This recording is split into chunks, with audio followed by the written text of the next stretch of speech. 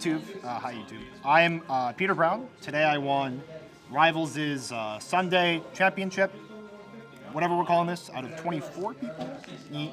I went 5-0 and dropped one game in 5 rounds. I played Dogmatika Invoked, even though I don't particularly like Alistair that much as a card, but I thought a lot about the deck about ways I can improve myself in the mirror match because Dogma is very prevalent at us locals, and there are some interesting things in this deck, so that's a different deck profiles, so we'll just go ahead and get started. I played, since we're playing Dogmatika Invoked, I played the Invoked cards. This is standard, I guess. I guess the only thing that's interesting, though, is that I didn't play 3 Invo. I do think 3 is better for the mirror match, but I thought in conjunction with Desires, and the fact that not every single game is a mirror match, even though this deck is like pretty tailored for the mirror match, I decided to play 2, mostly because I was very, very tired of drawing this by itself, because this card independently is very, very trash, and this card independently is very good. So I don't know how much I changes. It never mattered that I banished Invo and simultaneously draw Alistair, because that's the way the math works. It doesn't matter if you banish both Invos. It matters if you banish both Invos and simultaneously draw an Alistair. Because otherwise you would have searched Alistair beforehand otherwise. Okay. So the main reason why I play this deck is because I'm very much a big fan of the Dogmatika cards. I mean 3 Ecclesia, 2 Fleur-de-Lis, 3 Nadir, 3 Punishment. I don't main Maximus. Part of the reason I feel like that I kept losing in Dogma Mirrors was because I kept either drawing Maximus and knowing that I can't summon it because my opponent was playing a Dogma deck, and I also kept drawing Schism, and it's only good strictly going first against specific decks. So like the best 3 decks in the format right now are probably in order: Dragon Link, Invoke Dogma, and then Dino. And that Schism is only good going first against 2 of those decks, and it's very bad going second against all 3 of those decks. So I thought that was the rationalization for going ahead and siding 1 Maximus and 1 Schism. I wanted to just make sure I drew playable cards as much as possible. I don't main Ice Dragon's Prison. I think this card in itself is a starter. It's very powerful. It's good first and second because it can break boards and it can keep you ahead. I'm very happy I play this. And even though I play a small Dogma engine, because I play Omega, I can just use this card infinitely. It's very, very good. I'm pretty happy about that. For the hand traps, 3 Ash. It's the best hand trap in the game because it's the only one relevant that negates Nadir Servant.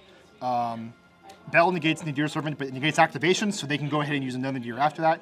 Ash is the most universal. We play 3 Imperm. It's good against Dragon Link, and it's good against Invoke Dogma. It doesn't trigger tactical talents. That's particularly important. That's one downfall about Ash, but it's so important. It's so versatile that you have to play it anyway. I do play 3 Gamma and a Driver.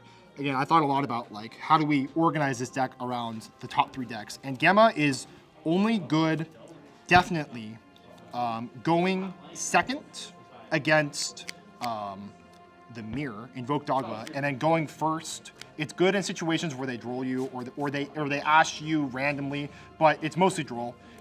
That's not a lot, but it was the main thing where I feel like draw was relatively prevalent at this locals, even though it's fairly substandard against Dragon Link because they can chain block with their Romulus, with Noctivision and the Wyvern Busters. And against Dino, it's an absolute blank because they have Miscellaneous Source and they can chain block with Lost World. So this card got cited out a lot, but I was relatively convinced that because of the prevalence of draw, that it was important to keep. I also Gamma draw these twice today, and I Gamma Zexal once, and that was hilarious against you, Sam. Yes, I had Imperm, Gamma, and Droplets. Again, when you activate Zexal, I was like, how do I, I can pick how I want to stop this. I also play 1 Baylor, only because of Selene. That's one way in which this deck kind of diverges against standard Invoke Dogma. It's mostly because when you summon Needle Fiber, you summon this, it's a spellcaster, so that way you can make Selene off of that. It's a way of rationalizing a normal summon Ash with your Dogmatika Ecclesia, or you can use Lullaby of Obedience, which I'll talk about later. Other cards, this card is particularly important. This deck is probably fundamentally best understood as a toolbox deck, and this card is good in terms of toolbox decks that make the game last longer, and it does also kind of draw and kind of Ash, because Ash against Alistair and Nadir Servant, countering with this is pretty strong, especially backed up with the Punishment, that if you go Alistair and they go Ash, or you go Nadir and then go Ash, and then you use this and back it up with the Punishment, it's actually pretty hard to lose, especially when you have the knowledge of the hand. Punishment is a very scary card in conjunction with hand knowledge. 3 Desires, because the card, Banished Hand is absolutely irrelevant, and drawing 1 is objectively good. This card should be banned, therefore I played it. That's the rationalization, and it's very good. I was very happy I made it. 1 call by, I was afraid of draw. I was afraid of hand traps in general against my Alistair and against my Nadir, so I made this. And then 1 Upstart because I want to draw Nadir as much as possible. Nadir is probably the best card printed all year outside of Needle Fiber, so that was neat. In terms of the extra deck, it's relatively standard. I guess there's some divergences. This card standard. No Purgatrio. You don't need it. If you're trying to kill them, this card buffing itself up by having Makaba or one of the fusion targets in Grave. This card usually kills in those situations that Purgatrio would be good. A lot of times I feel like Purgatrio comes up is where I win games I shouldn't be deserving to win anyway. Or like games I could win anyway with these. So having the extra space was really, really important for me. And so I decided to put Purgatrio. For the Dogmatika targets, I played a very slim extra deck. I played these 4. I don't play 2 Entis. You can put it back with Omega. You should never really need it more than once. It's usually a win more after that, especially since Punishment is an infinite, because you can just Punishment, send Omega, and then use Omega to put Punishment back. You can also need Dear Servant to add back an Ecclesia. Send Omega. Omega can put back more of the Dogma resources. Because of the fact that Omega exists and it never gets banished or something like that, there's no real reason to be using Entis more than once. It just doesn't really come up. And I needed this to out Tyranno. I also used it against the Mega Clubs today against Sam. That was hilarious. That was awful. That was hilarious. But it's mostly against Tyranno because I think that card is very ignorant, and I really don't want to just lose to that just straight up. So I wouldn't change this. I don't think I'd play the second Entis. It really never mattered. I just send Omega all the time. I do play these because I side Schism and Maximus. I have a fluctuating opinion on these cards. I do think it's really good going first against most things. But again, it's good against going first against most things. So because of that, it just makes most sense rationally to go ahead and side them. Dragon Link, for example, Dino is fine going first against Dino. Rogue, it's pretty fine. And then where this deck kind of diverges is this package. Ecclesia is a spellcaster. There are a lot of situations where I had a bunch of monsters. I had like Ecclesia, Fleur-de-Lis, and Alistair. I make Selene, revive Ecclesia, search another Dogma, and this situation where like Selene, revive Ecclesia, it gets negated. I'm like, okay, I'll just make access code after that. But it's mainly because this card is very, very unfair. Best card printed all year. It is perhaps not close. Being able to turn a monster and a tuner into this with one sweep is a lot better than just going with the standard, summon Almirage, summon Secure Gardenia. It's just like that's not impactful. Whereas this is impactful. So I want to have something I can summon with the Alistair that actually matters. And it comes back really well with Lullaby of Obedience, which gave me an edge in the Dogma mirror matches today. I'm very happy I played these, both because this card is really dumb, makes access code really easy, but also like reviving Ecclesia is insane. And I wanted to focus on Ecclesia as much as possible because I think Ecclesia is the thing that kind of brings this deck forward. So for the side deck, as I mentioned, I play 1 of each of these. There's no reason why you would ever need 2 of these. It's very easily searchable with 3 Ecclesia and 3 Nadir Servant. This card is very easily searchable, but again, it's only good going first against certain things.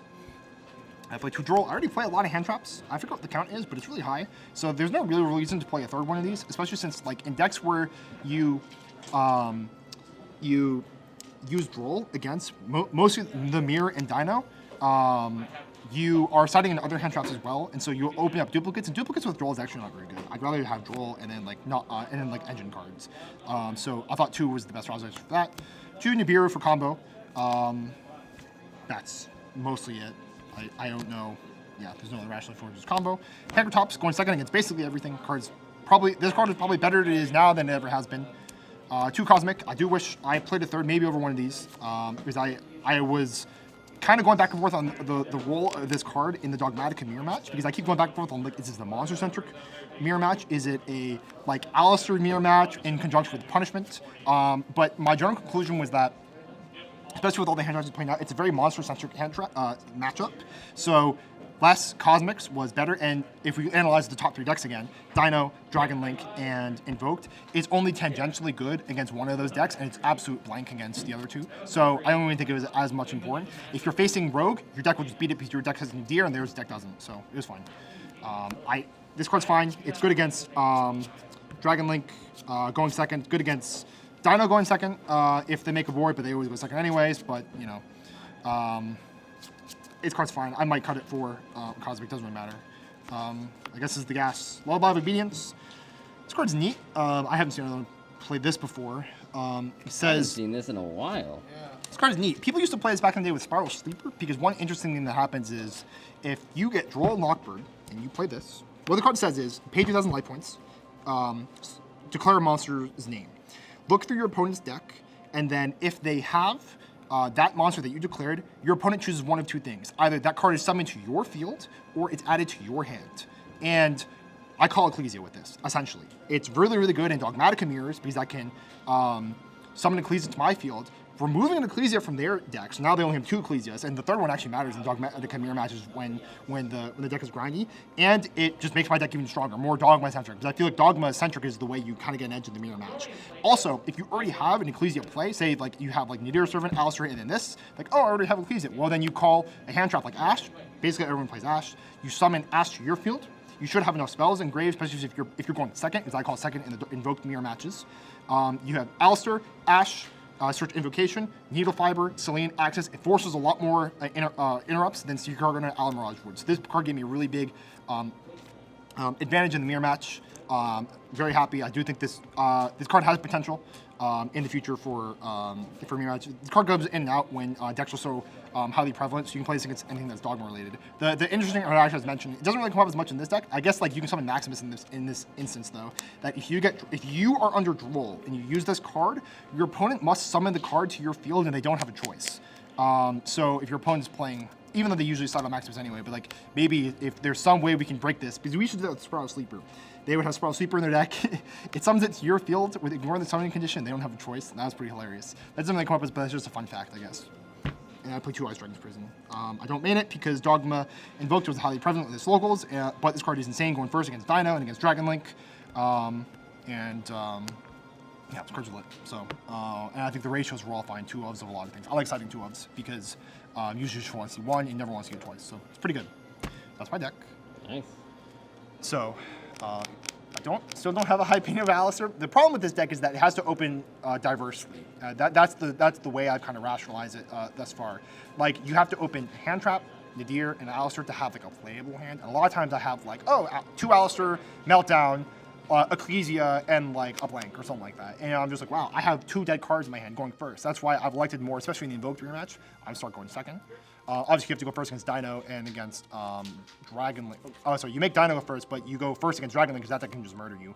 But having the extra card and playing a thinner, more optimized deck is really, really strong. I still think I want to transition more into the Elvis direction because I just don't think Alistair is just like it's really easy to brick on. But I love the Dogmatika cards. I think those cards are the future. They really are. So that's my deck. Thanks for joining. Shoutouts to my boys, I guess. Yeah. Team Zero.